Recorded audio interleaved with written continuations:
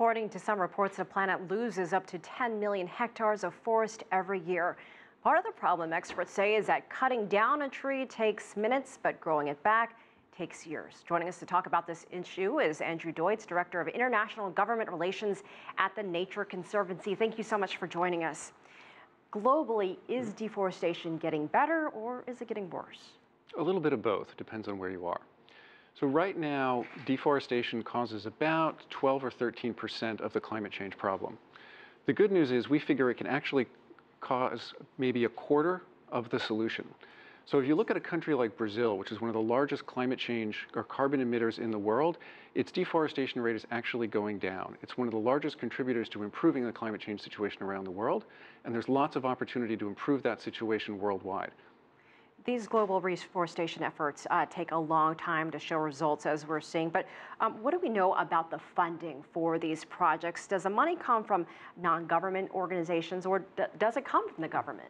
Most of the funding for reforestation activities around the world actually come from local sources, either local governments or the national government in the country of concern. To some extent, it's nonprofits, but mainly it's governments or the private sector.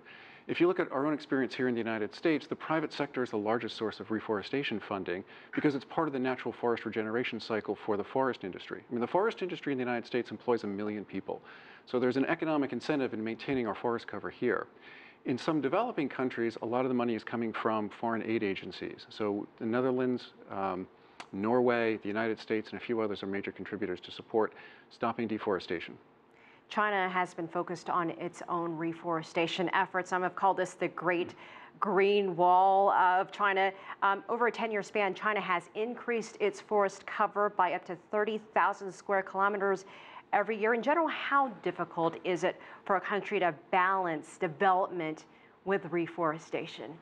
You know, historically, most countries have gone through what we call the classical deforestation curve. As they get wealthier over the last 100 years, they tended to increase their deforestation rate. And there's a certain inflection point where they start to increase their forest cover again. And the United States went through that story in the 19th century, as did most of Europe.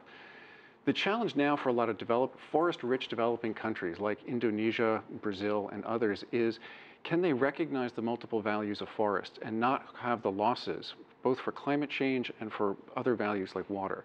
Here in the United States, forests store and filter 50% of the water that we drink every day. So why would you want to lose that value? As I said, the forest industry employs 1 million people in the United States. The forest recreation industry is about a $14 billion a year industry. The real challenge for countries like Indonesia or China or others is, can they capture and maintain all of those multiple values and not suffer the same economic losses in different sectors that we had if you follow our deforestation path 100 years ago?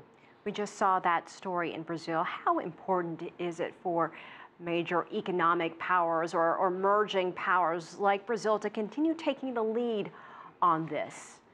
Well, it's essential when you think about who are the biggest climate change emitters from the forest sector. And it's countries like Brazil and Indonesia that are also some of the biggest emitters because of deforestation, but also some of the best opportunities to deal with the different growth models. So Brazil has a very strong economic incentive to increase its agricultural productivity, and that means fixing its deforestation rate.